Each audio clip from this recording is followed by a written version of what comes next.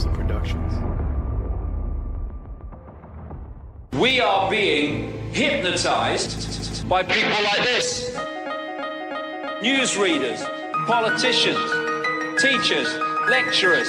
We are in a country and in a world that is being run by unbelievably sick people.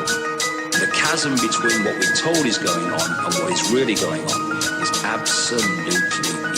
Oh yeah, dude. There's some Nephilim shit. It's like we all know what's going down, but no one's saying shit what happened to the home of the brave. These motherfuckers, they controlling us now, and no one's talking about how they made us fight and be slaves. And everybody's just walking around, heading the clouds and wanna wake up to a dead in the grave. But then it's too late, we need to be ready to raise up. Welcome to the end of days. Everybody is slaves, only some are aware that the government releasing poison in the air.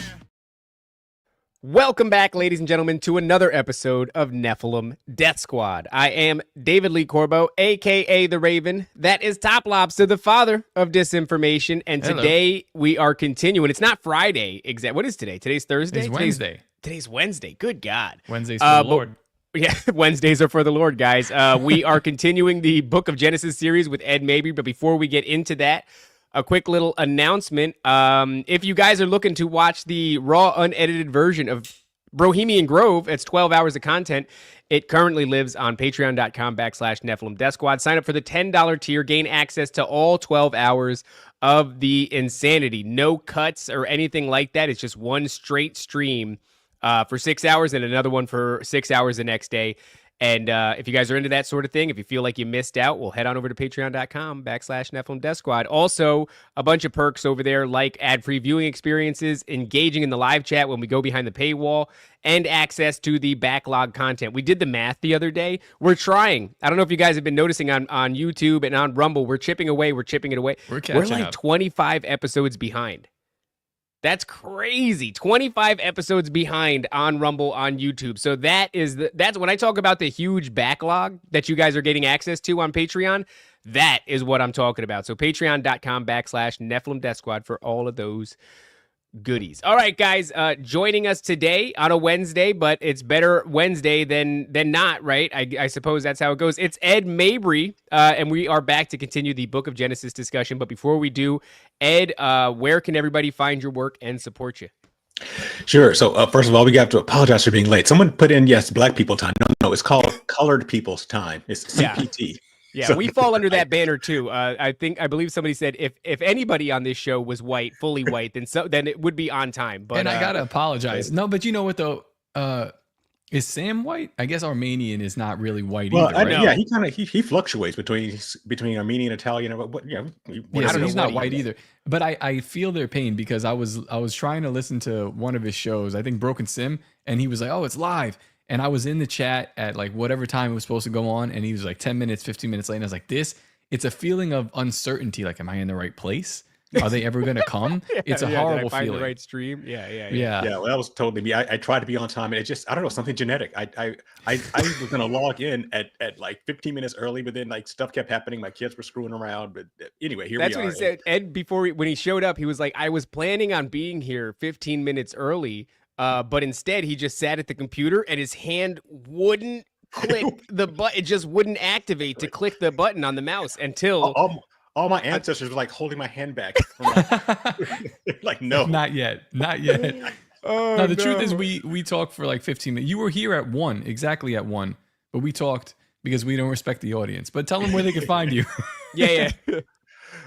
Yeah, so and Fridays isn't Friday the 4th. That's why we're not doing it this Friday. I was going to book it. I'm like, wait, that's a holiday, so that's exactly what it is. Yeah, we had a couple of shows that we mistakenly booked and had to cancel a few, but we're still going to end up working on Friday, but in the morning.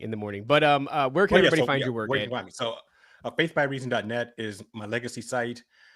That's where you'll find like all my material that I've been doing for a decade plus. I need to update that. Actually, I have a few more things I need to add that I've published since then.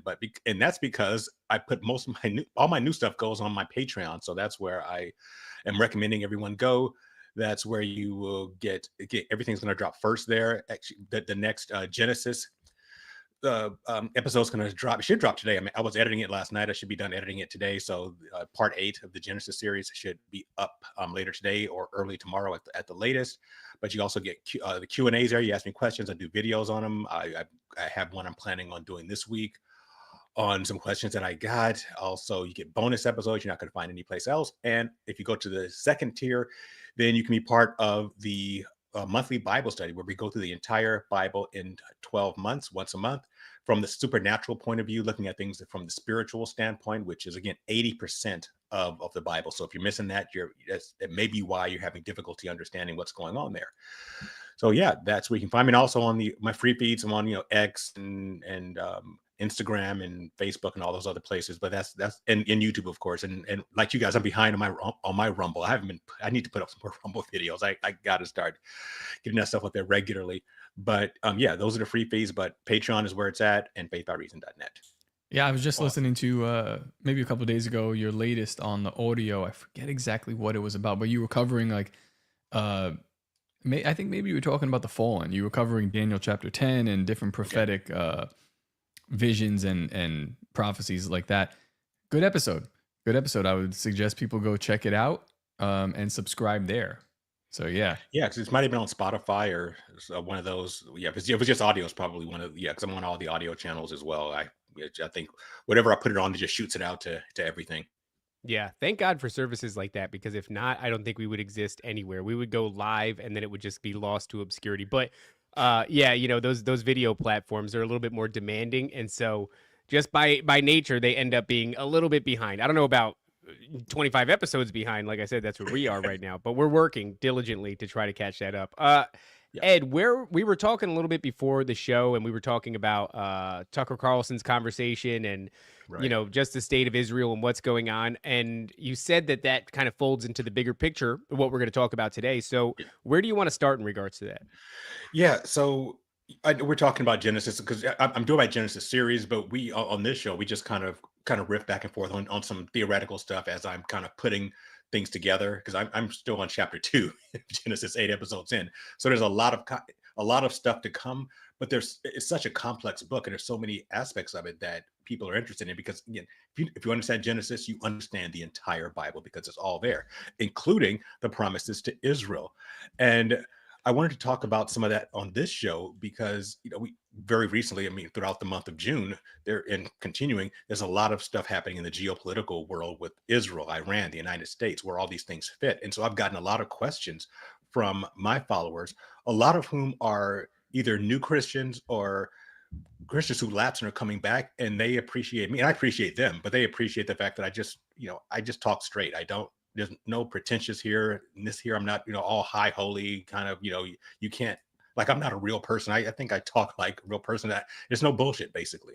I just speak plain. And I think a lot of younger Christians appreciate that. And a lot of Christians who kind of fell away and still believe in God, but don't want to get caught up in all the liturgy and all that nonsense and, wearing robes and collars and all that stuff. I think they appreciate what I do. And of course, I appreciate them as well. So they've been asking me for my perspective on this. And what should the church's position be regarding the modern state of Israel, Jews in general, Israelites, Hebrews, whatever you want to call them? And so I thought that there we go. So let's just start with this, because this gets into the Genesis aspect of it. So I'm sure many of you saw the interview between Ted Cruz and Tucker Carlson, where Cruz was saying that, as he learned in Sunday school, if you're a Christian, you have to support Israel.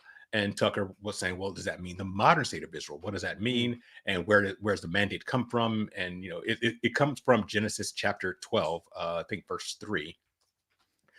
But he couldn't quote it directly, which tells me that he's kind of parroting what he's heard elsewhere. And I know that I'm not a big politics guy. You guys are more into politics than I am, but from what I understand, he gets a pretty significant chunk of money from certain lobbyists. Right. Many such cases. Ed, let me ask you about that though. So it's like, let's say even the government of Israel or the state of Israel, what are we exactly called to do when it comes to this notion of support? Like it would make sense to me if you were to say, yeah, sure, the government of Israel and the state of Israel are corrupt. But still pray for them to come to, the path of God, and to come to the recognition that, that Jesus is the way, the truth, and the life. You know what I mean? So like that is a form of support, is it not? It is. So let's just look at the top. Do you mind pulling it up again? Because I want to look at the definitions of these things, because this is really where it comes from. And then I want to get into Christian Zionists versus replacement theologists, which are the extremes of these. But let's just look at what this says. This is God's mandate to Abraham in Genesis chapter 12. So still pretty early on. He says, I'll make you a great nation. So he's talking about a nation.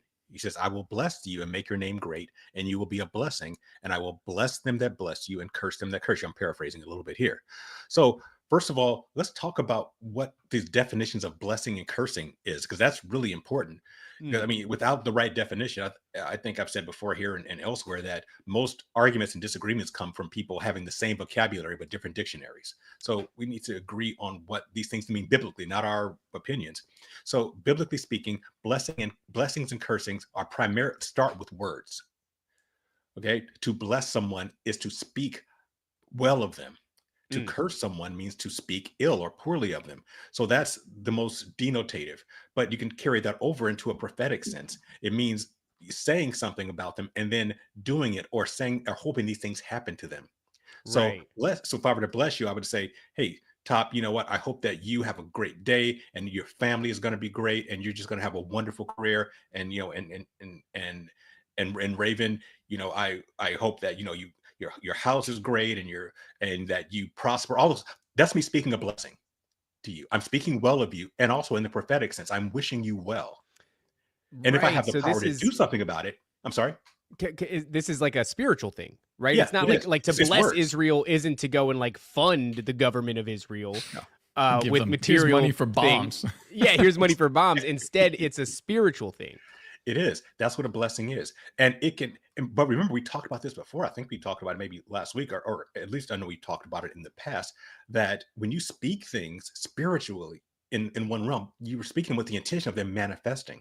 So my blessing is for you guys to have all those great things I just said. That is me blessing you. Now, if I have the means to make it happen, if I say, I hope you get a new house, and then I happen to have the means to make it happen, and I get a couple $100,000, well, so be it. But the blessing was me saying it. Cursing is the same way. We look in the Bible, when someone is cursed, when God curses, he'll pronounce a judgment. When he cursed the Nakash, the serpent in the Garden of Eden, he said, on your belly you will go and you will eat dust, and so forth and so on. That was a curse. It was done with words, but because it was God doing it, everything God says is going to happen because he's God. And but when so to bless Israel is to speak well of them, but to speak well of them in the same light as God does. That's really important. Not to say Israel can do no wrong. That's not a blessing. That's actually foolish. Everyone does things wrong. I mean, if you look in the Bible, I said on a podcast that I did maybe about a week ago that if speaking ill of Israel makes you anti-Semitic, then God's the biggest anti-Semite in history. If you read what he says about them in the Old Testament, if you read the book of Jeremiah, for example, where he says, you guys are stiff-necked, you're basically a bunch of jackasses, you keep screwing up, I'm going to divorce you, I'm going to strip you naked and throw you in the wilderness, kind of thing. That's if I were to say that about the current nation, I'd be labeled an anti-Semite. So it's not necessarily saying that they can do no wrong. What it means is, I think, closer to what you were saying, Raven, I want what God wants for you. Yeah. It says to pray for the peace of Jerusalem. Well, the ultimate peace of Jerusalem is going to happen during the millennial reign. So when you say I'm praying for the peace of Jerusalem, you're praying for the return of Jesus to set up the millennial kingdom. When you say I hope that God's people come to Christ, I think that's probably the best blessing you can give them, is to say most of them. There's plenty of Messianic Jews, of course, who've been saved, but most of Israel is either secular or still in Judaism, in Orthodox Judaism. And I pray that you know who your Messiah is and you come to salvation. That's blessing Israel. Well, cursing him is the opposite, saying that, when certain people in certain other countries say, death to you, I hope you wipe you off the face of the planet, you shouldn't exist, that sort of thing. That's cursing. So those are blessings and cursings. Okay. I'll take it a step further. So all right, we're supposed to bless Israel like with our words, and like I understand that, but Jesus seemed to curse Israel with his words when he curses the fig tree. That's a literal curse on the tree. It dies, but he curses it because he's like, you're showing leaves, but you have no fruit. He's not talking about it's. I mean, sure, maybe he was angry with the tree, but I don't think he was angry with the tree. Yeah, I think he's well, yeah, he did that. That was a symbol. He yeah. was showing that you look good, but you're not producing anything. So the curse he put on them, and the reason that God can do that is because God is 100% just. His justice is complete. If we try to do something harmful, we don't have enough information to actually execute that justice. So we're gonna screw it up, and we're gonna end up on the wrong side of justice. That's why we leave justice to God. So yeah, you're right, Tom. That when he struck the fig tree, he was saying that because you were supposed to have fruit and you don't. Same thing with at the time Israel, they were supposed to be having fruit. They had a temple, they had the Pharisees, and they had all these holy men, but they weren't producing the fruit. Yeah, And so he outwardly said, well, you're you're not gonna produce beautiful, anymore. but inside you're like a outwardly your tombs are nice, but you're filled with bones. Right. That's Yeah. crazy. Yeah. That's a crazy curse to say to somebody. It really is, because especially if you understand how Jewish people, Israelites, felt about death, because it was you were not allowed to touch something that was dead. That was not a part of the law. The law was you don't touch anything dead, and that's because when you when, I'm sorry. and it was because of superstition. It was We're because praying when for you touch- David. We're praying for David. I know, I saw it too. So because when you touch dead things, you can get disease. I mean, if there's a dead animal, you touch it, you're liable to get it. So that's why it was a practical thing. But because the Pharisees are very religious, they take a practical thing like don't touch dead stuff because you could get a disease from it, and say, oh well, it's unholy. We're too good for dead. So Jesus said, yeah, you guys are like whitewashed tombs. You're like if someone took a tomb and just painted over it. Yeah, that's what you guys are. On the surface, you look good, but inside, you're filled with dead men's bones. And that's why it's so funny when people say, oh, well, Jesus was the nicest, sweetest guy who ever walked the earth. They never said anything bad about anyone.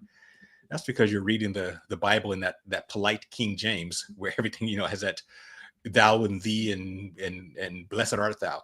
Yeah. No, Jesus said, he calls them a generation of vipers, a descendants of serpents. He says, you're of your father, the devil. It was equivalent of being cursed out.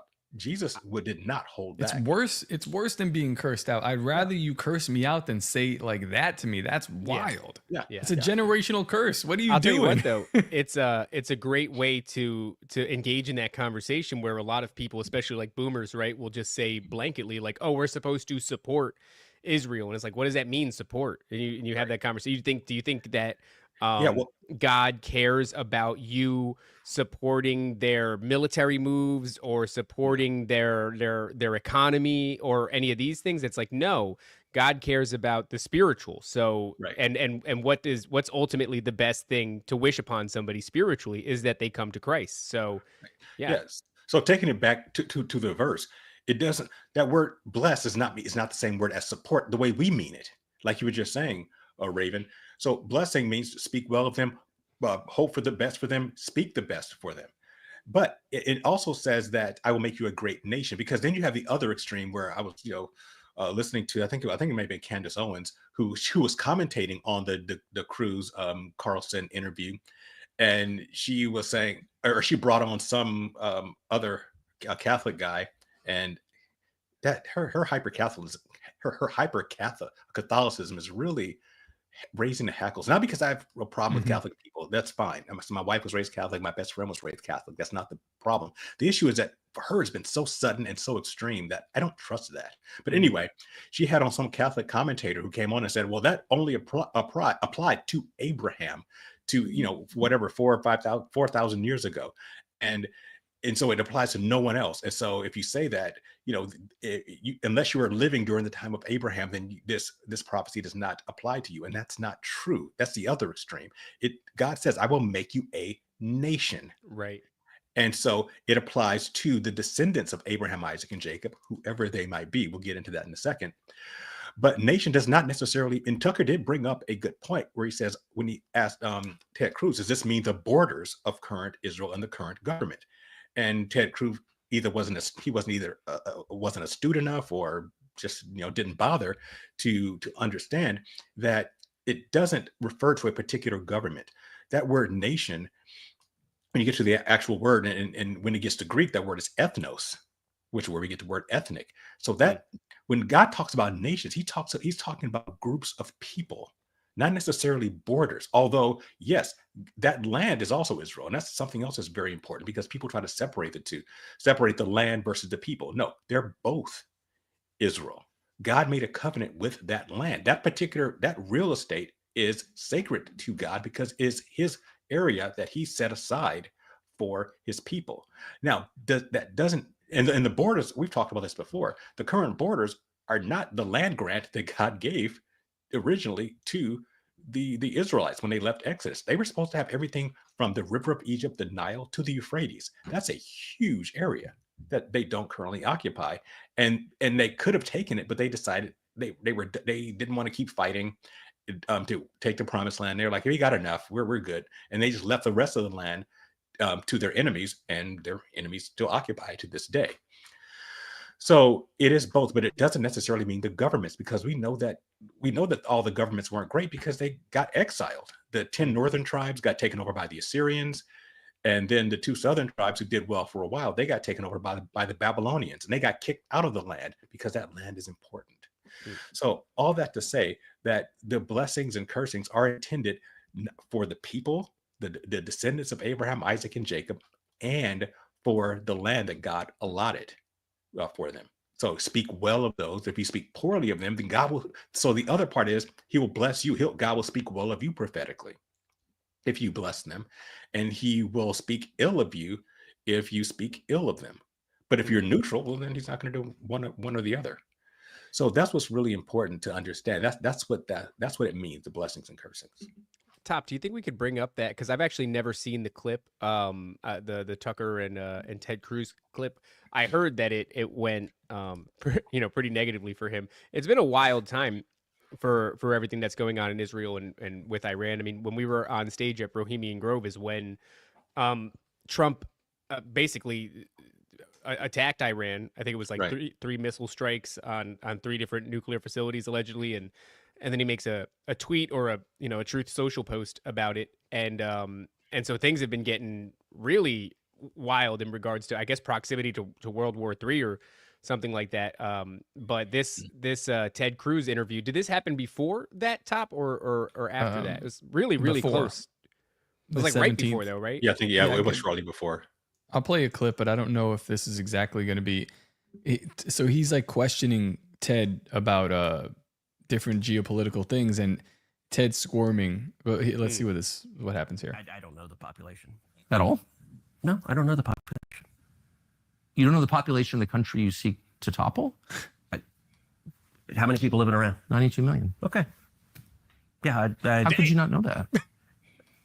I don't sit around memorizing population tables. Well, it's kind of relevant because you're calling for the overthrow of the government. Why is it relevant whether it's, because it's 90 million or 80 million or 100 million? Why is that relevant? Because if you don't know anything about the country... I didn't say I don't know anything about Okay, what's the ethnic mix of Iran? They are Persians and predominantly Shia. Okay, it's not even... You don't know anything about Iran. So okay, I am not the Tucker Carlson expert on Iran. You're a senator who's calling for the overthrow of the government. You're the one who claims anything about the country. No, you don't know anything about the country. You're the one who claims they're not trying to murder Donald Trump. You're the I'm one not saying that. who can't figure out if it was a good idea to kill General Soleimani, and you said it was bad. You don't believe they're trying to murder Trump. Yes, I do. Because you're not calling for military strikes against them in retaliation. And if you really believe that... We're carrying out military strikes today. You said Israel was. Right, with our help. I said we. Israel is leading them, but we're... That's an interesting slip of the tongue as well. Yeah. I think that sounds like he knew that they were about to bomb him, right? Yeah, and it's also like the who is we. I don't think it's going to get to the. I don't think this is the part where he says about Israel. What did he say about Israel? He said he learned it. Go ahead, Todd. No, go ahead. No, I'm saying I think from the clip that I saw, and I saw that clip too. I thought was interesting. I thought it was contentious, but he says in Sunday school, I learned that you are to support Israel. And Tucker says, well, does that mean that what is Israel? Are we to just, does that mean the modern state of Israel and that sort of thing? So, and then Tucker asked him, okay, well, where does the Bible say that? And And he said, well, I don't know off the top of my head. And and then Tucker said, well, it's in Genesis, but does that apply to the modern state of Israel? Yeah. It feels like to me that this is something that we've been kind of tracking for a while. We bring it up on a lot of shows pretty often, but this idea that we are moving towards this prophetic, world turning on Israel. And I think, like, even though Ted Cruz is incorrect in that instance, and that Tucker issues a pretty valid question about what are we talking about, the state, the government of Israel, it all adds to this. If you're kind of a low information person and you're just getting this you should be fed up with the Jews message that's really prevalent right now, and it's really gripping the culture in a huge way. This is just another one of those straws that's aiming to break the camel's back. This moment right here where you might come away from this, instead of being like, this conversation that we're having, which is blessing Israel, saying that ideally what you should hope for the people of Israel is that they come to the conclusion that Jesus Christ is the Messiah. That's the ultimate goal, right? But instead, if you stop short of that, it's just another thing that makes you incredibly fed up with Israel, their representation in our government, the Jews and their representation in our institutions. And I feel like this is all just pointing in that direction. I mean, maybe it's just because I'm too close to it, but that's what it feels like. Good. So let me bring this up, because this is something, because when I did my original video on this, someone did call me on to be really direct and precise about, does this Abrahamic promise, the blessings and cursings, to what degree does it apply to us today? And did it end dispensationally when the time of the patriarchs ended? And it's actually, that's not an invalid point, because we talked about before, I don't like using the term dispensations because it gets people all weird religiously. But there are different eras of time where God dealt with the world differently. Adam and Eve, tree of knowledge of good and evil. We don't deal with that today. That we don't have access to that.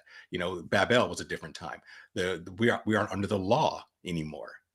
As far as being close to God, we're not under the law. So God does not hold me accountable to not eat shellfish and pork. Thank God, because I just had some pork belly the other day. So does that mean that into another era was a time of the patriarchs? And in the time of the patriarchs, God dealt with the world through the descendants of Abraham. And blessings and cursings were there, and it could be argued that that period of time was fulfilled with their time in Egypt, because originally, if you recall the story, we'll get into it, way down the line in my Genesis series. The Jacob, who was renamed Israel, his son Joseph became the prime minister of Egypt because he had a prophetic vision from God. Well, actually, he interpreted a dream of Pharaoh. God gave him the interpretation that there will be a time of abundance and a time of famine. And so Joseph said, during the time of abundance, store up all your grain, and then there will be the 7 years of famine. And because of that, because Egypt did that, they were able to get through this worldwide famine, and they became really wealthy. And Joseph became the prime minister. He brought his people, his brothers, and with the other tribes down to Egypt. And the Pharaoh dealt with them really well. He put them up in the best land right on the Nile. And because of that, Egypt prospered. So God spoke well of them and good things happened to them. But then a Pharaoh came along later who did not acknowledge what Joseph did. And he enslaved the Israelites. And we have the whole Exodus thing where obviously there were curses happening. So you could argue denotatively that whole era was fulfilled. That Egypt, he said, I'll bless those nations who bless you. Egypt blessed Israel. Egypt prospered. They became this is when Egypt became the dominant world empire. And then they treated them poorly and they lost it. And that was basically the beginning of the end of the Egyptian empire. And the next world empire was the Assyrians. So that goes back to what you were saying the other day about like justice and kind of like zeroing things out, the playing field, kind of, making you go back to zero effectively. Right. Exactly. That's exactly what happened. But then the next era was the era of the law.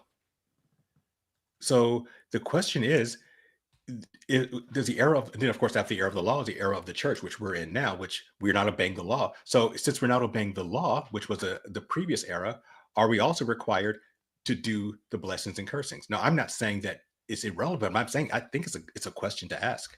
Well, but generally speaking, we're called to pray for people, right? And we're called to spread the gospel. So Here's a ultimately it kind question. of leads in the same place.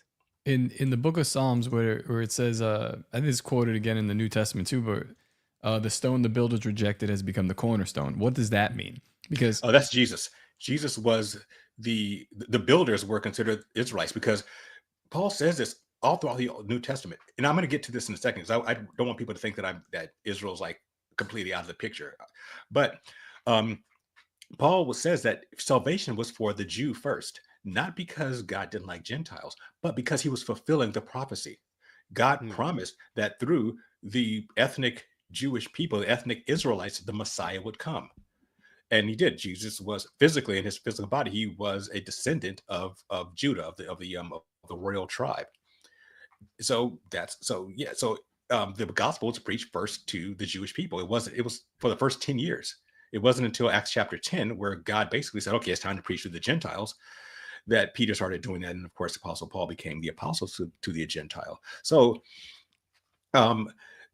when you the verse you just quoted, that the builders rejected the cornerstone, they rejected Jesus. Jesus was the fulfillment of the law.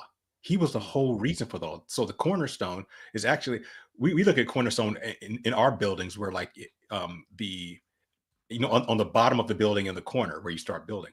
No, it was actually in that vernacular, it meant the top of the pyramid. It was the capstone. That's interesting, because the capstone of the pyramid was usually gold. Go ahead. That's actually how it exists within Freemasonry as well. So it's the top of the archway is where the cornerstone lies. And interestingly enough, it has this correlation to Cancer, the Tropic of Cancer. That is where the light of God comes through. And apparently we all, they have this idea. It's like we all enter through the Tropic of Cancer. We enter through the cornerstone. And it's also my son is playing Kingdom Hearts the other day. And at one point you're on this mission and you're looking for the cornerstone of light, interestingly enough. So it's riddled. That seems to be hugely important in all things, but it's interesting that, that Jesus is the cornerstone. And then these other exactly. things He's like, the top. Right. So if the cornerstone is at the very top of the pyramid, or any kind of, obviously the occults have corrupted it. But if you look at the Washington Monument, which is an obelisk, which has a pyramid at the top, the original, I think it was was it silver or something, or gold or something like that? I know that there's this whole theory about the tips of pyramids, that cornerstone, I guess, if that's what we're calling it, is was made of, or gold plated, covered in gold, something of that nature. Yeah, exactly. So Jesus was the pinnacle. He was the cornerstone. He was the top of it, and they rejected him, and he became. I might be actually using the wrong terminology here. Shout out to the doctor who says the keystone. I believe it is the keystone. Okay. But in Kingdom Hearts they're calling it the cornerstone of light. But yeah, the keystone I think is also the phrase that I'm looking for. So my mistake. Right. Yeah. So going back to the verse at top quoted that the stone that the builders rejected, Jesus in his first advent became the cornerstone. Who in the second advent, of course, he's going to come back and he's going to have his millennial reign and then his everlasting kingdom. So he's the ultimate king. So that's what that meant. Okay. So I want to talk about the two. Go ahead. No, go ahead. I just thought it was I thought that scripture was, I know it was about Jesus. I just wasn't sure if that's about is that like a replacement that they're talking about? Like, yeah, I thought that like being gifted to the Gentiles, is that then is that blessing passed on, or is that blessing still kept for the Jews? Like, you know what I mean? This prophecy, like. When you look at Ephesians and Galatians, especially Galatians, it talks about how the Gentile church was grafted in to Israel. And if any of you guys have done any type of botany, working with plants or anything like that, you can take a branch from another plant and cut it and cut into the main tree or the main the trunk of something and put that branch into it, and it'll start growing. So the Gentiles are called like a wild olive plant, just out there growing wild, that was grafted into the cultivated olive tree, which was Israel. So that's not a replacement; it's an addition. So let's talk about those two extremes. Let's talk about replacement theology versus Christian Zionism, because anytime you have extremes, you're going to have flaws on both, and both are flawed. So replacement theology, in a nutshell, is the idea that when the Jewish leadership rejected Jesus and sent him to the Romans to be crucified, that God rejected them. And he says, you're no longer my people. I'm done with you. And now the church replaces Israel, and the church gets all the blessings of Israel. And of course, there's the fringe aspect of that, which even goes further, which is like the whole 10 lost tribes stuff, which I've done videos on it. Those tribes were never lost. They knew who they were. They, when they were supposedly lost during the conquest by the Assyrians, 400 years later, they come back to Israel for Pentecost, because Peter says he addresses the entire house of Israel, which is the actual name of the northern tribes. The northern tribes were the house of Israel. The two southern tribes were the house of Judah. Peter blatantly says, I'm speaking to the house of Israel. They knew who they were. That's a whole other thing. Like, they dispersed, then they wandered their way into Europe, where they magically transformed from Middle Eastern Hebrews into blonde hair, blue-eyed Caucasians, because genetics works that way. And then they became Protestants that came over to America. So America is the new Israel, and Americans are, white Americans are the new Jews, which, okay, that's as silly as it sounds. But actual replacement theology is more mainstream. And again, that's the idea that God is no longer dealing with the Jews at all, that they've been put away, that God's just separated from them. They are basically meaningless as a nation, as an ethnicity. God's done with them. And this was actually started because I had when I did my video, when I talked about this, I had someone come in my comments and say, well, that's not really true. You're misrepresenting it. No one really believes that. Actually, they do. That did not start recently, because the person told me that the idea of replacement theology was started by the Zionists in order to, as a kind of a stalking horse or a straw man argument. No, it started with Augustine, the church father in the 3rd century. He is the one who started the idea of replacement theology. Because remember that for the first couple of centuries, most Christians were Jewish, because that's where the disciples were Jewish. Jesus was Jewish. Gentiles were being proselytized, but during the 1st century, most Christians were Jews. But then by the 3rd century, it became the other way around, where as the gospel was spreading, and there's always been contention between Jews and Gentiles for a number of reasons. And Jews have always been considered, not always, but they've been considered sometimes not, second-class citizens for, again, a number of reasons we don't need to go into. But Augustine, it turns out, was, I don't know what to call him, anti-Semitic. I don't want to speak too ill of him, but he wasn't favorably disposed to the Jews. This was also the time when we wonder why. Sorry, I wonder why. What were they doing? Yeah, like I said, that's a whole other show. They've done some dirt. They're still doing dirt.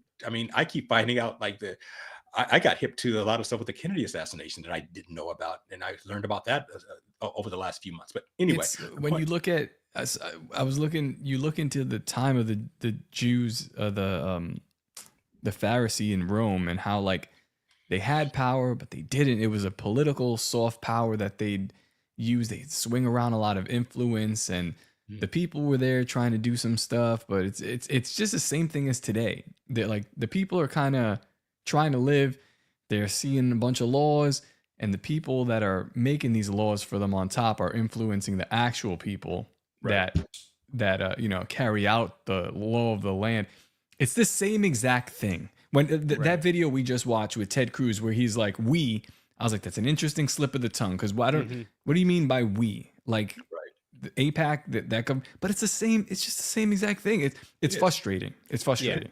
And as I said, God spoke ill of them. Jesus spoke. You cannot read the Gospel of John, chapter 8, where Jesus is just ripping the Pharisees to shreds. And these were the high level religious leaders. And Jesus said, your traditions are making the Bible of none effect. You've made your tradition supersede the Bible. And ironically, that's what goes on with Catholicism, where they make their traditions supersede the Bible, which is why I find it so ironic that the Candace Owenses of the world get on their high horse and it's like, oh, well, you went to Sunday school because you believe this. I'm like, yeah, well, you believe whatever your priest tells you. You check your brain at the door whenever it comes to anything to do with the Bible. You won't think, you research everything else. And she's a very good researcher. But when it comes to theology, unless somebody with a collar or a robe says it, she won't believe it. And I'm like, so why do you decide to check your brain at the door when it comes to your theology, but you will research deeply and question everything else?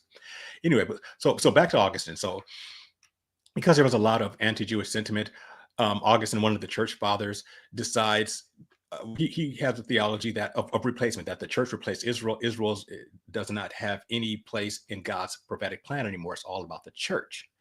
And there's a book out called From Augustine to Auschwitz, because a lot of the doctrines of Hitler and the Nazis start with Augustine, and then it goes all the way through Martin Luther.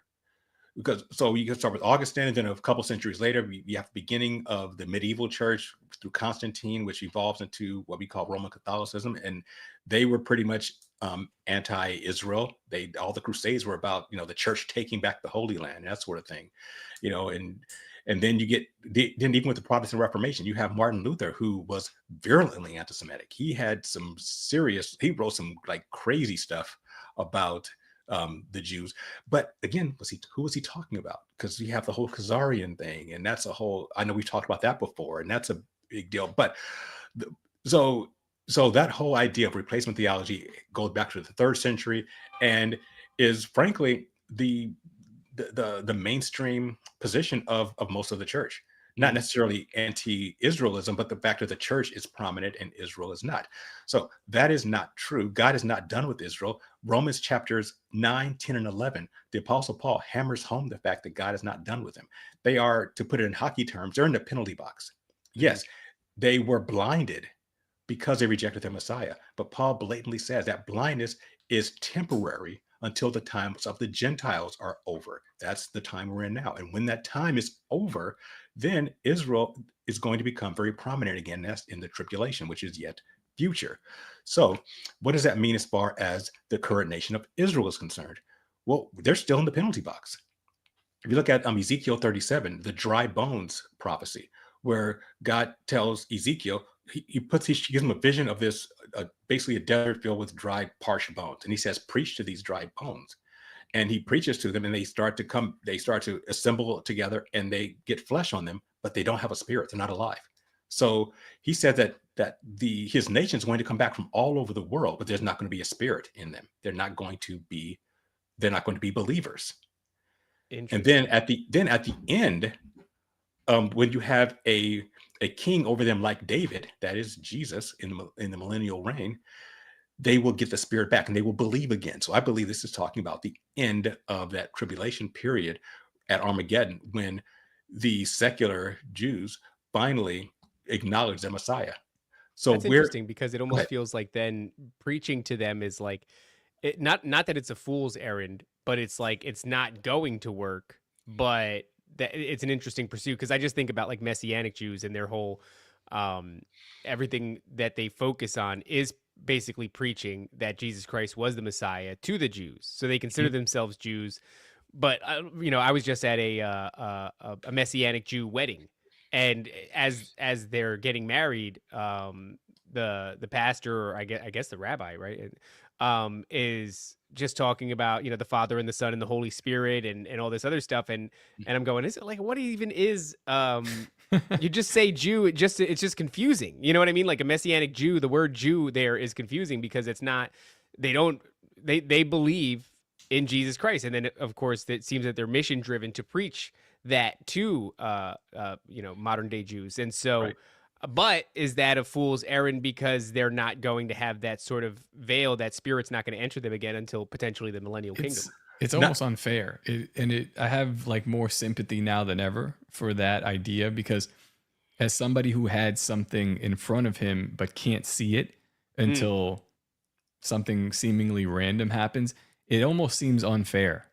It's like, oh, that's been there the whole time and I can't see it. But if that's what's happening to these people, it's like, and it's a strong delusion for them. Like, man, that sucks, dude. Is it unfair? Is it unjust? It's just, but it's not just for me to hate you because you've been blinded in such a way that's very annoying.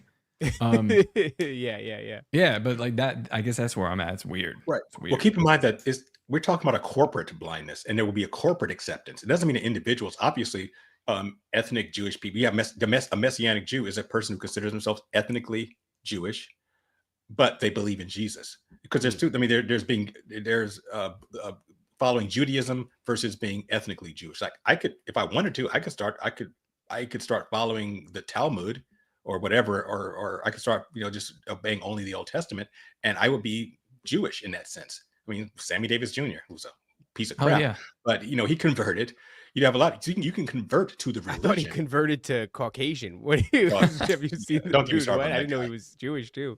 That's He crazy. went and a pedophile and all sorts of other things. All kinds of things. Whoa. Yeah, he Oh made a man, big, yeah. big If you change. listen to the lyrics of Candyman, and I can't listen to that song without cringing. Candyman. Who's Candyman by? No, that was a song by Sammy Davis Jr. What? That's- Oh, it's oh, probably oh, his oh, most oh, I'm his sorry. most famous song. I thought we What are were you talking about thinking the of? baseball player. What's his name? Sammy No. Sosa? Sammy not Sosa. Sammy Sosa, I'm so Yeah, ridiculous. he's Sammy definitely Sosa. white now. Yeah, I He's don't know how he definitely did white. that. I thought we were talking No, Wow. Sammy about Davis Jr. Sammy with the Sosa. Rat Pack with what's his name? Oh my Sinatra. God! Please bring up Sammy Sosa, top, because he's white now. I was like, he Well, made a bunch of I'm older conversions. than you guys, so I remember when Sammy Davis Jr. was actually a thing. Oh, that's so funny. Sammy Davis Jr. sounds like a baseball player. Yeah, There he is. Sammy He's totally white Sosa. now. I don't know what happened to him. He's a yeah, He's really home scary. run king. looking. Sammy Davis Jr., very different guy. Very small, weaselly, black dude, good singer. Not Oh my home run God. hitter at all, I don't think. Not a Probably. home run I'm pretty hitter. sure he can hit the ball past the second base. Oh my God, that's yeah. But I he know who you're was- talking about now. Very If you ever skinny. research him, Sammy Davis Jr., that dude is a piece of work. And he Ah. had a song in the 70s called The Candyman, and there's pedophilia. Anyway, Oh so no!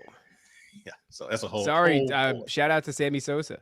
yeah, I my don't think bad. so. I think he's still Catholic, but so even though he's turning white, But he's I don't think- Caucasian, but I don't think he's Jewish. really Catholic. Unbelievable. Okay, He's on please time. continue. What we're saying is he's on time. Yeah. himself. He makes it everywhere on time now.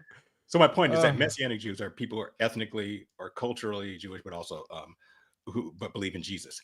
So obviously you can be individually saved as a Jewish person, but I mean corporately, right now, if you are a Jew religiously, then you don't believe that Jesus is your Messiah. You're still waiting for the Messiah. So Paul says that all of Israel will be saved at the end. So that means that the people who are holding out, who are still blinded, and that blindness, by the way, it's the reason it's just top is because they refuse. It's like with Pharaoh's hardened heart. Pharaoh hardened his own heart, and God says, "Okay, well, that's just because you're being stubborn, so I can harden your heart." It's not like if you're a Jewish person, if you reject Jesus, it's not because you don't know him. You've heard about him. You could find out about him easily. You just don't want to. So you're choosing this. You're Right. you're choosing not to do. I mean, the Apostle Paul was a Pharisee, but he knew in his heart that Jesus was real until he had to get knocked off his donkey, and he finally accepted it. But he was fighting against it. Mm. And I think a lot of people, my old mentor, Chuck Missler, he went to Israel a lot, and he would tell me about certain rabbis who admitted to him in private that, yeah, Jesus is the Messiah, but I can't do it. I can't believe in him. That's crazy. Well, Yeah, why not? They literally said that.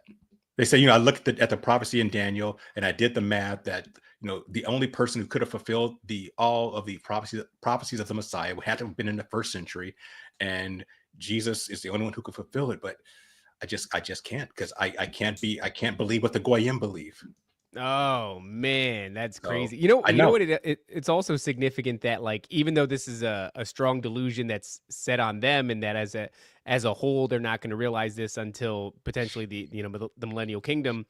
It's also very much a sort of a test to us too, right? To the Goyim, because what it does is it gives you justifiable in your own mind, justifiable reason to resent them and to even hate them, right? Because it's like, look, they're not only are they not recognizing that Jesus is the Messiah, but look at all the things that they're doing, right? And all the stuff that I've been talking about, where all the Jew noticing stuff. So it's like I found recently that that's one of the most dangerous things is when you feel justified, you feel like you understand the truth and that you reside in it, and therefore when somebody comes against you, you allow that spirit of like anger and resentment to come in because you feel justified in your position. So Right. it's as much as it is a curse on them, it's also this like test for us, right? It's like, do you bless them anyway, even though they piss you off endlessly? And it's like every day now, especially in 2025, we're inundated with all of their missteps. Every day they're highlighted on Twitter. Every day you get to see the way in which they egregiously trespass against you. Well, they tell you themselves, right? Like what Ed just said, like, I can't believe in this because the Goyim believe in it. And it's a, you know what, in a sense, it might even come down to the name of this show, like this Nephilim Death Squad idea, where if it was in the days of Noah the way we think and describe, then that means that the Jews were out there, or the Hebrews, whatever you like to call them at the time, they're out there doing battle against literal bloodlines of the fallen angel. So if they see you as that, and they still do, this is a problem. And then that goes to the, like, what's his name? Joel Thomas, where we're talking about the good Nephilim and things like that. David's mighty men. Like, like, were there good Nephilim, the mighty men of David, where he has like a lion-faced man of Moab fighting in his army? Is like, well, what is that? Is that a Nephilim that converted to the other side, and can they save their souls? And there's even a Merkel had on a guy. He's one of these like biblical historian theologian types that goes through some of these old texts, and there's like correspondence between priests of different lands, and they're talking about things like this. Like Saint Christopher had a dog-headed face, and okay, think about whatever you will, but there was a debate between them, like, are these things eligible for salvation? Do they have a soul that can be saved? Right. And if Jesus is there and to redeem humanity, can these things be redeemed through Jesus? Right. And it's a huge question, especially when you got them looking at us like that, the other. I kind of get it, but I disagree. I don't feel like an animal at any point, or a Nephilim. No, well, because God never said if you weren't a descendant of Abraham, Isaac, and Jacob that you were less than human. That's when that's religious. That's when you take the word of God and you take it to an extreme in order to make yourself feel more holy. Well, we're God's chosen people, which means if anyone who's not God's chosen people must not be human, or must be less than that. And God says specifically, I wish I had the verse in front of me. I actually had it when I was doing my show. God says, I did not pick you because you were better than anyone else. I picked you for the opposite. I said, because you are the worst. You are a bunch of backward, stiff-necked people. So God was basically saying, I picked the worst of the worst to be my people, so that people would say, well, if these folks if God can save them, he can save anyone. So that's God says blatantly, I didn't choose you because you were the best. I chose you because you were jackasses. And they were constantly. And that is really our Laura Loomer. Huh?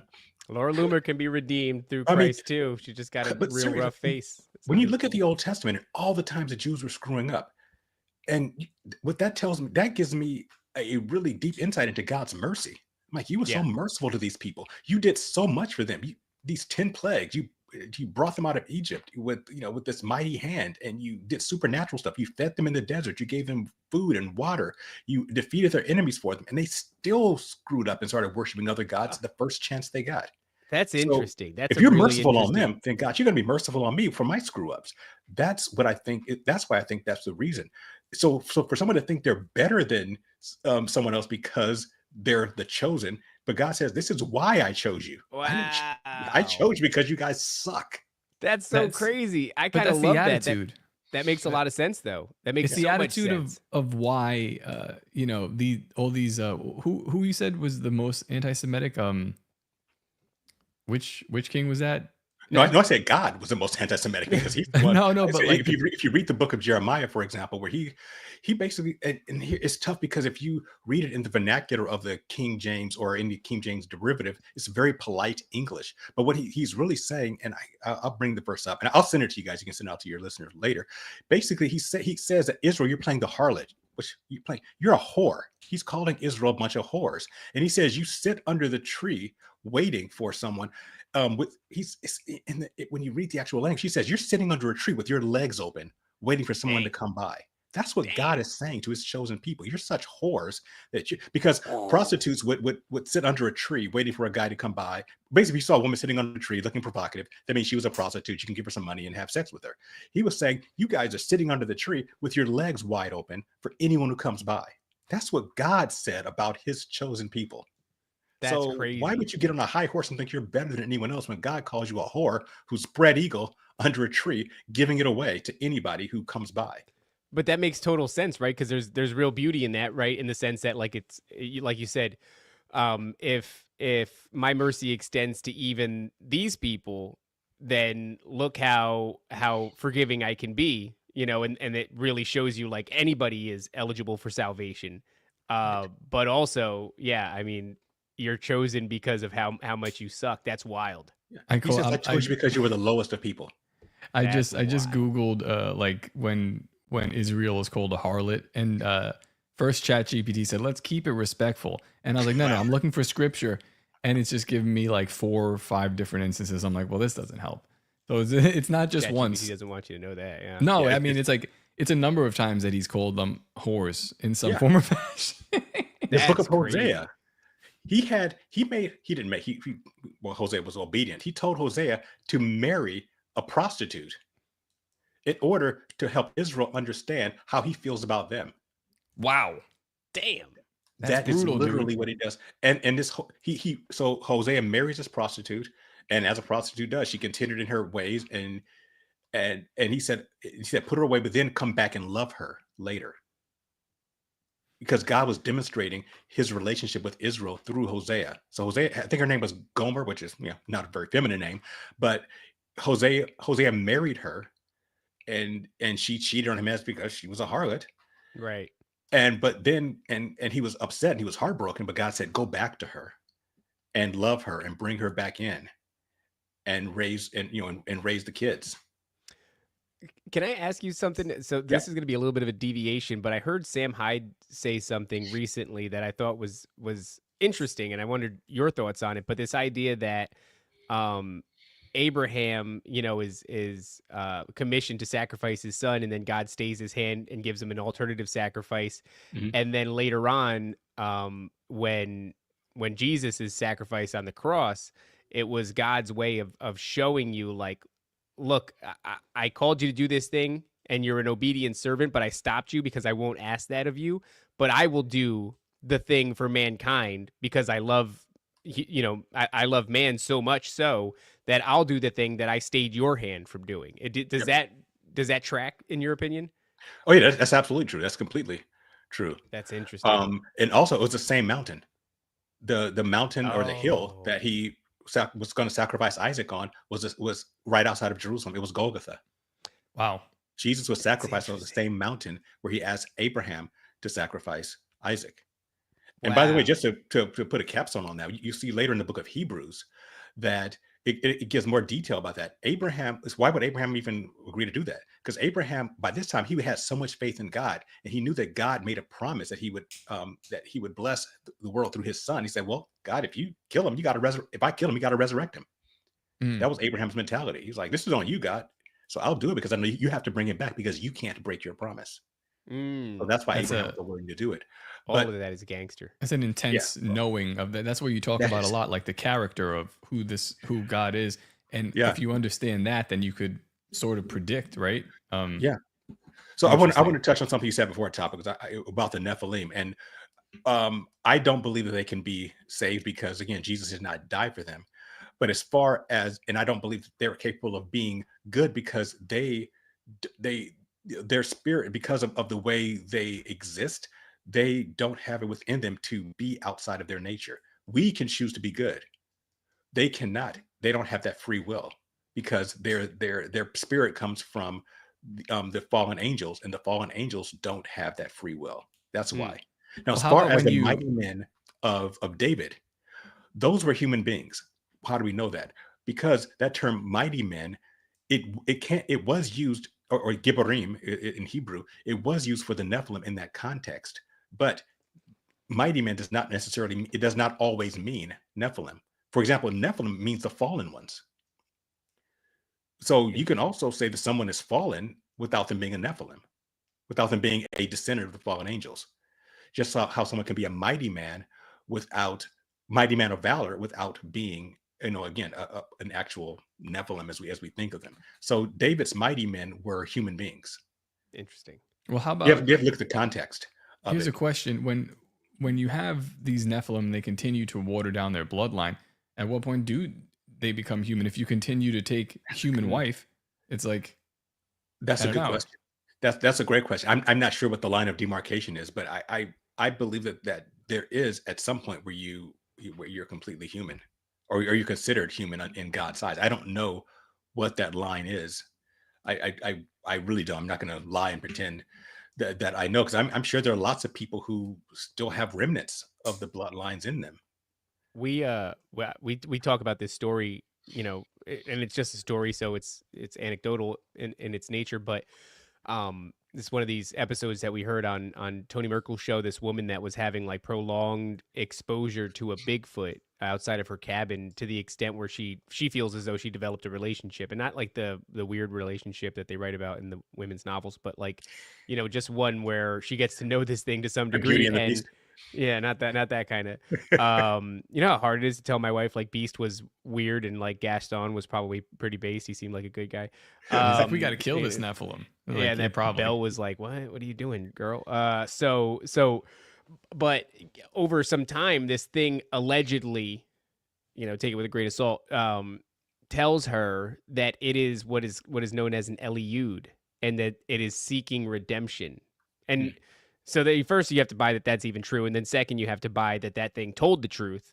But this idea apparently does exist in the Bible, the Eliud being like some distant offshoot of the Nephilim, potentially like, you know, a watered down bloodline or something like that. And it's just interesting that she wasn't like you know, into the Bible. She wasn't a Christian, this woman. She's just telling you about her weird shit. And then it wasn't until like later on that somebody was like, oh, that word Eliud, that's very fascinating. So, but the idea that it was seeking redemption is interesting as well. So I just wonder about that. Like, can it get, you know, you talk about the point of demarcation. Can a bloodline get to the point where maybe enough of its genetics are removed from the equation that it could even consider redemption in some way, shape, or form? I don't know, but fascinating idea. Yeah, so here are my thoughts, and again, I'm not being definitive here. So if someone disagrees, that's perfectly fine. I'm not going to fight anyone on this. So we look at the first advent of the Nephilim during the time of Noah, and before that, you know, you had, you know, the fallen angels coming down, having intercourse with women, producing these entities. They were wiped out in the flood. Then of course you have another incursion, but it wasn't nearly as prevalent. So while you would have had an entire population of Nephilim before the flood, afterwards it seems to be very, very specific and very intentional. For example, Nimrod became a Gibborim. We know that had to do with the Nephilim because it was the same. It was only a couple of chapters later within the same context. But then you have the kings of the earth. Many of them either being Nephilim or having those bloodlines in them, but that's all intentional. Like the pharaohs, you know, the reason they have those headdresses with the cone shape on the back is not just because you know it was a nice headdress. I think it's because they were deformed to that degree because they had some Nephilim blood in them. I think my opinion is that people who have Nephilim blood in them now, and there are those bloodlines, those are intentional bloodlines. So I think they're going to be very few and far between. People who are royals, and some of them admit this, like Queen Elizabeth, before she died, she was on the record as saying that she can trace her bloodline back to the ancient kings of Sumeria. I don't doubt her. They probably were, and that's why they intermarry. They're trying to preserve the bloodline. So I think they want to keep that bloodline as pure as possible. So while there may be some people walking around with some remnants of it, I think they're very few and far between, my opinion, because I think that they are intentionally trying to preserve those bloodlines. That doesn't mean there's some offshoots that don't happen. Let's say someone like, I'll give you an example. You guys know about Kathy O'Brien, who's, you know, very well known for her book Transformation of America. Yeah, and she was, you know, part of SRA because her bloodlines, there was some royal bloodline in there, and so they only wanted to do these rituals with her because she probably had some of that blood in her, and it made her a better conduit for the demonic stuff they were doing. Now, I don't believe she's a Nephilim. I think that, and I don't know if she's a Christian or not, but I know that the guy who rescued her, there's a lot of controversy about her. My point is that I think she's human, but there was some of that bloodline in her, which is why she and other unfortunate victims of this are targeted, because they have that bloodline in them. So she probably has some spiritual things that resonate with her, like this lady with the Bigfoot. She may have some of that in her bloodline, but I think that I think that as it becomes more diluted, I think that you can get more to the human side, but I don't think there's a lot of folks like this. They guard their bloodlines like pretty fiercely. I would imagine that's the case. Yeah, they're not trying to publicize that. But I do think that there's probably some room for like a kid that's born that way, and then how often do children rebel against their parents? It's some kid that ends up being like, yeah, this is not for me, because that's always the gamble, right? And the gamble for them, you'd imagine, is like they go through all these lengths to try to preserve that bloodline, and then it just takes one rebellious child to go, I hate the way my family drinks babies, and and then deviates from that probably forever, and then goes off and spills the beans. But yeah, I would say for the most part, you're correct. They're obviously hiding that to the best of their abilities. Okay, I want to talk about Christian Zionism, because I already got into the replacement theology, so I don't want to be one-sided. So Christian Zionism takes the exact opposite point of view. Instead of saying that Israel is irrelevant, God's done with them. And by the way, let me wrap up the replacement theologies with this: is that replacement theology it started with Augustine, but it was embraced passionately by the medieval church, by the Catholic Church. Because it worked in their favor, because they could say, well, we are the new church. We are the only ones that have God's favor. All the promises are given to this church, the Catholic Church now. And what's very interesting is replacement theologists, they love to embrace the blessings in Deuteronomy chapter 28. First 15 verses are, God says, you'll be blessed coming in and going out. You'll be blessed in the field. You'll be blessed here, there, and everywhere in your prosperity and all this kind of stuff. That's 1/3 of Genesis, of Deuteronomy 28. The other 2/3 are curses based on disobedience. None of the replacement theologists ever want to talk about those curses because they're conditional. The blessings that God gave to Israel were conditional on them being obedient. If they're disobedient, there were curses. So I wouldn't really want to be that, because I'm not always obedient. I don't want to be cursed when I'm being disobedient. But they only want the blessings of the Israelites, not the curses. I always find but they don't get the blessings if they're disobedient, correct? No. Right. They don't. Yeah, if they're disobedient, they don't get the blessings. That's why they were kicked out of the land. That's why they were taken captive by the Assyrians and the Babylonians. So what were the blessings? Basically, to multiply and be fruitful and gain access to this land, et cetera, et cetera.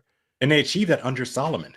Because remember, Solomon, he on the back end of his life, he completely fell away. But at first, he was a great king. And during the first half of his reign, Israel, that nation, was the richest nation in the world.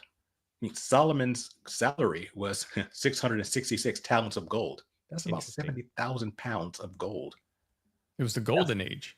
Yeah, literally.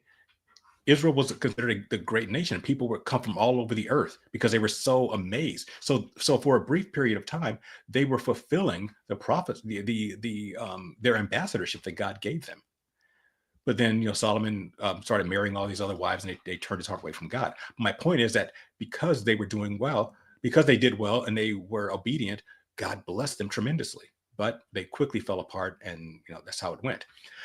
So my point is, and the reason why I brought the whole Catholic part up is because, again, a lot of people who are in this hyper-Catholic bent are also very anti-Israel and very much in the replacement theology aspect of it, because they say that Israel's completely irrelevant and all these blessings are on the church. And Candace Owens herself said that. He said, yeah, she said it briefly, but it perked me up when I heard it. I'm like, wait a minute. She said, yeah, well, we've replaced Israel in God's eyes. Like, okay, well, you're listening to your priest. Good for you. But again, Romans chapter 9 and 11 debunk that. The blindness is in part until the times of the Gentiles are done, and then God will deal with Israel, because God can't break his promises. God made it a unbreakable promise to Abraham that these will be his people, and through these people he will bring in the kingdom. God can't break that promise, which means that he has to bring in the kingdom through the Jewish people, which means they have to be converted. And that's one of the points of the tribulation, is to make things so bad on them, to afflict them so badly that they finally said, okay, we get it, God. Can you stop? It's the same thing that happened to Pharaoh, but he didn't, and then he ends up getting drowned. But that's really fascinating, because one of the last times we talked, you're like, who wants to be the Israeli? Who wants to be the Jews? Who wants to be the chosen people? Because you already have, through the new covenant, belief in Jesus Christ gets you grafted onto the tree, right? So that's such a sweeter deal than Yeah, being. the promises to the church are way better than the promises to Israel because they aren't based on our obedience. They're based on us really accepting Jesus. And you can be Jesus's bride, you could be his buddy. Who has more access? Right. I Very mean, because if it was the other way around, why did the disciples and the first 10 years of Christianity, why all the Jewish people saying, yes, we want to be Christians? Because they knew that the promises to the church are vastly superior than the promises to physical Israel. That by the way, those blessings and curses, I understand how they work on like a nation level, but is there any explanation of how they work on like an individual level? So I always go back to this like idea of the Messianic Jews because I'm learning quite a bit about them recently, and I wonder, those individuals who keep God's covenant, who believe in Jesus Christ is the way. How do the blessings and curses that apply to Israel apply to them on an individual level? Are they still part of Israel is what you're asking? No, because, and here's the other thing that the replacement theologists never talk about, is that was part of the obedience was obedience to the law. I didn't just mean being obedient by being nice. No, those promises in Deuteronomy were based on them obeying the law. So that's how you got the blessings. And we are no longer under the law. We were in a different era.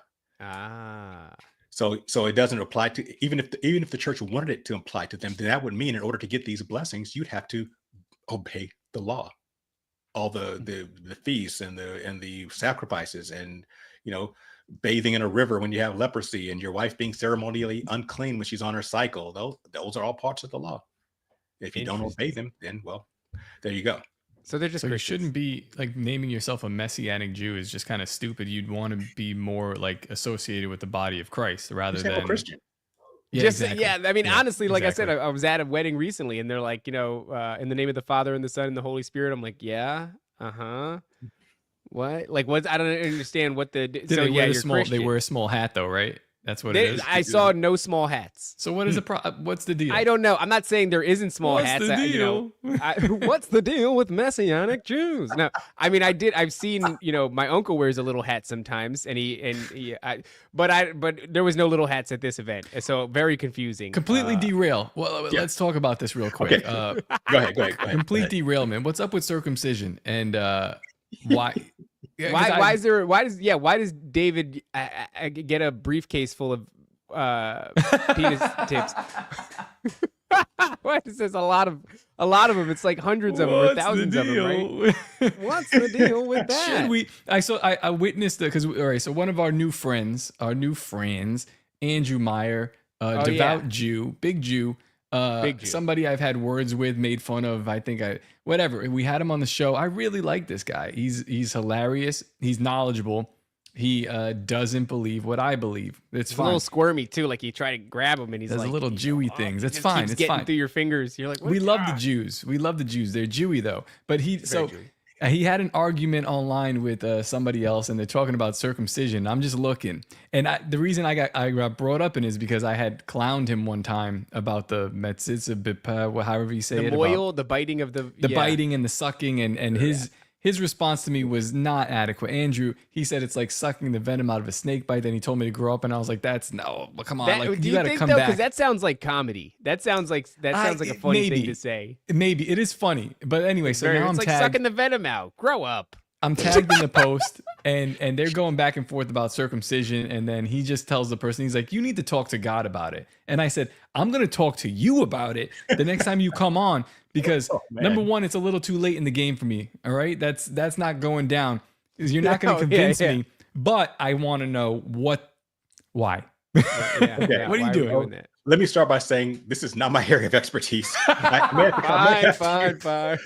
You know, I'll do some research, and next time we talk, this will be the first thing we talk about.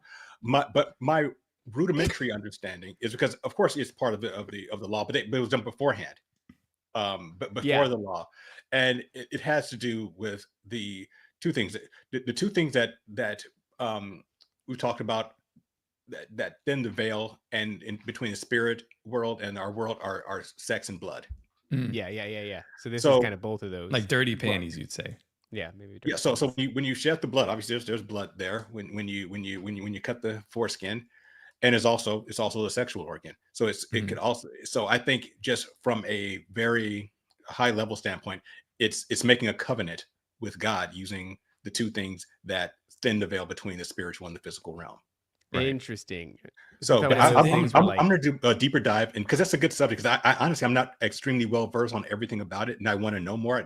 So I'll dive into it, and next time we boy. talk, I'll have some more information. Your Google search is going to be a disaster, man. I'm going to pray for you. Feds, You if just you're think listening, like maybe God kind of like made it that way, and then after a few like thousands of years of looking at it, he was like, maybe not. if I could go back and change one thing, Yeah, I wouldn't make it a turtleneck anymore. I'd make it a would maybe crew that's cut. that one thing. If I could just get rid of, you know what? Why don't you guys start? We'll make it like an incentive based thing. And also like, bring keep me a in mind bunch of that those. back then, not so much now, but back then it was also a matter of hygiene. Yeah, Right, that's true, too. right. There's a lot of So- sand and grit gets in Yeah, and all places. kinds of Yeah. stuff gets in there. I don't know. I always just think that was true because every once in a while, I'll see somebody having a conversation. It's called they'll be like- schmegma. I'm just saying. No, They no, have a don't word say for that it. on the show. Schmegma. Don't say schmegma. It's a Oh, Jewish God. word. Is it? It does Yeah, sound I like had- it's like Okay, oh, schmegma. speaking of going off the rails, and people probably not going ever to Faith by Reason ever again after I tell you this story. But there was a friend of mine when I was in college who Oh my God. was well known for having a pretty substantial endowment. And he was Nice, also- crushing. and he was not circumcised. And he once Ah. told us a story about how he wanted to see how many women he could bang in one day. Oh no. In order to make that happen, he had to not bathe between sessions. And so we were like, dude, by the end of the day, what was in that? He's just shaking out Cheese. cheese out of the wizard's Just- sleeve. Just from under cheese. Armanda. Oh no. Well, I was like, that's disgusting, dude. I was watching. I Somebody hope was those girls all got tested or did something. or at least took a bath. Don't take a shower. That's gay. I was watching so a couple people argue online, and they go, somebody's like that's against Christianity, and they're like, oh yeah. If your God's so good, why then is he? Why was it David that like ended up getting a whole lot of foreskins? Well, Saul, like he was like, if you wanted his daughter's hand in marriage or something like You that, got to bring a lot of foreskins. well, you got to kill all these people. Bring them. I think what was it, 100, and he brought him 200 or something like that. Yeah, I'll do you one he was better, basically dude. he was basically converting them to against their will. That's crazy. He's like double or nothing. I'm gonna bring you. That's too easy.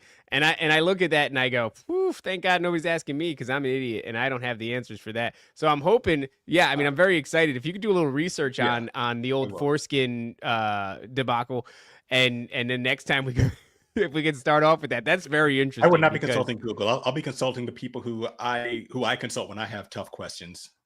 Yeah, we have like a little round table that we do. What's up Is with everybody the foreskin? everybody sits down, they all have hoods, it's candlelight. He's like, well, Basically, yeah. foreskin. Well, this is the topic of Today's this. topic of what's going on. We don't talk. We with just pass around note circumcision? cards. I will say foreskin, go. And Give I'm your best sorry, stuff on Ed. foreskin. I'm so sorry for No, derailing you in this look, way, but Ed is here to talk to I'm all retards about and questions. to Hey, yeah. I need to know the answer to this, and it's something I don't know. I love getting questions I don't know because it gives me the opportunity to learn more. And I never thought that much about foreskins, but now I'm going to be thinking. About I foreskins would for not another like week. I would like to not, but I found it interesting because now that I have this newfound respect for this guy, I'm kind of just like, well, defend it. Yeah. What? Why? I think he's joking around when he says it's about sucking the venom out and then he tells you to grow up. That's the funny. It funniest is funny. combination of that. He's Well, very funny. The thing is, when you're approaching it like mad, this is why I step away from it because I was kind of like getting a little bit mad at the argument because he's being slippery. It's hard to see the jokes. It's hard to see the funny when you're kind of Yes, like, yeah. yeah. Hey, Top, I got some news for you though. Abraham was 99 when he had his no, foreskin snip, not so me, I not this guy. Ed, depends on what Ed says.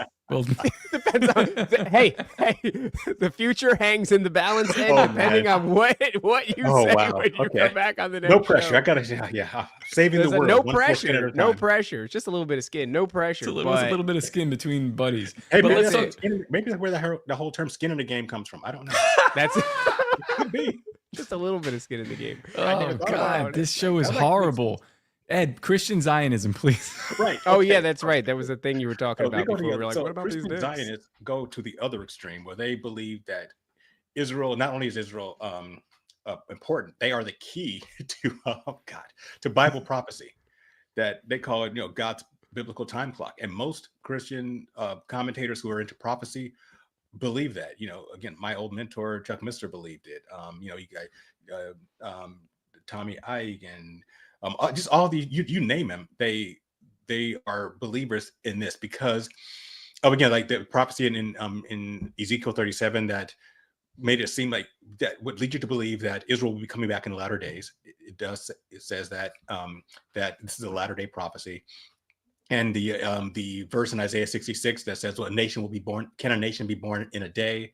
And can a woman give birth without birth pangs? And they look at that as 1948, when Israel literally became a nation in a day without any pain of conquest. I mean, of course, after that, there have been like constant wars. And there's also the parable of the fig tree, where Jesus says, I'll tell you the parable of the fig tree. You know that when it starts putting forth its leaves and shoots and things like that, you know that the time is near, even at the door. And Israel is called God's fig tree several times in the Bible. So they look at this is that there will be a latter day period where Israel, the nation, comes back. And I believe that as well, because it says that they will come back without the Spirit. But they take that and then they add the Abraham verse to it, and they go from blessing Israel to we have to support Israel, that we can't speak evil of Israel, that we have to help make God's prophecies come true, which is where you get into the red heifer thing, where you have the guy in Texas who, again, good Christian guy, but he says, hey, I have these heifers, I have red ones. I'm going to send them over there so that they can use them to anoint this new temple that he believes is going to be built. And I believe it too. You know what's interesting about that, real quick? I just want to say, like, could it be one of these things where they have this red heifer prophecy, and it's like, yeah, the red heifer prophecy is what's going to basically move things along once we get these, or is it another thing where like God's like, yeah, so there is going to be a time where things are going to get moved along. Incidentally, they just so happen to collect a bunch of red cows at this time. It's going to happen at the same time. I'm not moving because of the cows. It just so happens that they're going to gather a bunch of cows and they're going to do this thing. Right. I mean, it's not a prophecy about red heifers. It's just that in the Old Testament, in order to cleanse a new temple, you have to have the ashes of a red heifer, which are and it has to be it has to be a certain age. It can't have any like non-red hairs on it, which is difficult to do. Right. So I mean, it's also very difficult to circumcise. We're going to do research, Z-Man. We're going no, because heifers are female. So heifers are female. There you go. Hey, quick answers that time. That's pretty good. See, I can go with some quick answers occasionally. You don't have to wait till next time for that one. That's good. I think like another question I have about the heifers, but like who knows, is like, could you get them and then get the ashes and then just hold them for a while? Like, but that's also like, why not? Yeah, this is like Jewish stuff too. Like they have their rules about who knows. They're like crazy. Like, well, you could hold it for a fortnight, but it's got to be in spots. Maybe, I don't know. Yeah, I believe. I have no evidence of this. I think they already sacrificed them. I think, like you said, Tom, I think they have the ashes on standby. Mm-hmm. But the reason that they're doing this is because they know that the Antichrist has to desecrate a temple, which means a temple has to be there. However, this temple is not from God. This is not. There's only one temple that God commissions next, and that will be the millennial temple. The next temple that's built is not going to be from God. Because I get questions about that too. Well, the Bible doesn't say it's going to be 3 temples. No, you're right. It doesn't. It only says that there's going to be the 2. The original temple that Solomon built and the millennial temple. This next temple is going to be built, but it's not going to be commissioned by God. God does not recognize it. And you could also make that argument for the current nation. And here's where I start to get into trouble with some people. When I said that yes, the physical land, this is a nation that is called Israel, that is in a portion of that land that God allotted. But if you look at how this nation came into being, there was some shady stuff going on. I mean, some seriously shady stuff going on with the Rothschilds, with the Balfour Declaration. There was some, you could argue that, I'm not going to say that it was from Satan. I'm not saying that at all. But what I'm saying is that keep in mind that God is not the only one who covets that real estate. So do the bad guys. Right. Why do they covet it? Because that is the land where the mountain of God is, Golgotha, the mountain where Jesus was crucified, the hill rather where Jesus was crucified, the hill where Abraham was told to sacrifice Isaac. That is Mount Moriah, because Abraham himself says, "In the mountain of the Lord it will be seen." where he was going to sacrifice Abraham was called the Mount of the Lord. It is so there's a battle for valuable real estate. And Satan and the fallen angels, they want it badly as well. So they can, so it would not surprise me if they were engineering this to happen. Now, granted, I think that it's that God prophesied it, but I think God may have prophesied it because he knows, hey, Satan, the bad guys, they're going to want this land. They're going to do everything they can. And eventually I'm going to allow this to happen. I'm going to allow them to have this land for my purposes. And then they're going to desecrate it. And then I will bring my Messiah. Jesus will come back and he'll wipe them all out. And then he'll set up the true land. And then that's when I will fulfill my promise of the kingdom that I promised to Abraham, Isaac, and Jacob. And So that's part of what helped me break this sort of spell where people, you know, I think they have, like we had Jake Shields at Bohemian Grove, and I think that he plays a role in calling this out, like, because it needs to be seen. It might go a little too far and people get a little confused by it, but when people are saying they're like, oh, there's nothing special about this, these people, they're this, they're that, and I'm kind of like, I don't agree. Andrew Meyer came on and he said, when you go to like the wall over there, you go to Jerusalem, he's like, you can feel it. There's something there. Mm-hmm. And, you know, maybe you could write it off as like, well, you're a religious Jew, so of course you're going to feel certain ways, like, you know, because you're in this place where you think. But then when you add up that, hey, you know, Jesus was killed here. There's a lot of things that happened here. Something like transmuted this ground. It probably is special. I still don't want to send my kids to die for it right now, right? Or period. But like something about it. Yeah, there is something about that land. And I'll say this: I know you have to wrap things up. If you read the pseudepigraphal book of Enoch, which is the only place you can find out what demons are, you will find out that demons were congregated in Galilee. There was something about that area, and that's where Jesus did most of the first casting out of demons, in that area, and that didn't go away. There's a lot of UFO activity that happened in that area, in the area that was called Galilee. So there is some spiritual stuff. So that physical land is a character in the story of the Bible, and so that land is sacred. And that's probably where the veil is the thinnest. Yeah. If there was ever a place on earth where you could say the veil is likely the thinnest here, like that would be it. You have two mountains within 500 miles of each other: Mount Bashan, Mount Hermon, and the Mountain of God. They're both within that same little geographic footprint, that area about the size of New Jersey. That's wild. Right. So just to wrap everything up, both extremes are incorrect. The church does not replace Israel. Now God is dealing with the world through the church now. He is not dealing with the world through Israel currently. He's dealing with the world through the church. He did deal with them through Israel, but Israel is going to come back into play after the church age is done. On the other hand, the Christian Zionists are incorrect in that it is not wrong to speak ill of anyone who does anything wrong, because God did it to Israel constantly. So if God did it, then it's okay to say, hey, I don't like what's going on in Gaza and whatever, or I don't like the fact that, you know, Israel has like the biggest gay pride parades in the world, or whatever you want to say. You can criticize the government. Well, isn't it like, it's like one thing to say, these guys are morons. I really hope they figure it out. I really hope they come to Christ. Yep. You know, it's funny. I was thinking about, and this might be kind of retarded, but I was thinking about the idea of states, like, you know, the state of Israel, the state of Florida, the state of New York, whatever it is, and how they're represented on a flag, on the American flag specifically. They're represented as stars. And then you think of the stars and what are those? And when the judgment happens, those stars will fall from the sky. I was like, does the state, in a way, that word, that idea represent? It does, right? Because you have a king, and above the king is a locality or an entity that is there to govern it in a way. So there's like, I was trying to think about that sort of connection and what the state actually is. What other nation is called a state? Say that again, Ed. What other nation is referred to as a state? I hear state of Israel. But I'm asking this genuinely because it just occurred to me that it was interesting. Yeah. Because I heard Sam Tripoli say on his show that he considers Israel the 51st state because, you know, of all the all the intertwined. And he was half joking, but that's interesting because why is Israel called a state?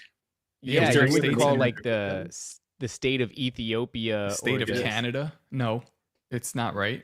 Right. Yeah, and even in the African continent, that would make more sense to call those states, but you wouldn't call Kenya a state, would you? It's its own country. The state of Kenya, it's a country. You would literally list it like if you were naming countries. Weird. So- That's I got to, interesting. Yeah. think about that. Yeah. So Ooh, is that again, like that a was- little? Yeah, Is that's a that like a genuine, I little don't have the thing? answer. That's a genuine question. When you mentioned it, I'm like, wait a minute. It is called the State of Israel, but why is it called? Yeah, a state? that's almost like a psychological trick. If you are somebody who with a proclivity to support the government of Israel, then you might be a little bit more inclined to do that if you associate Israel with the word state, because the only other thing you associate with the word state is, the United States of America.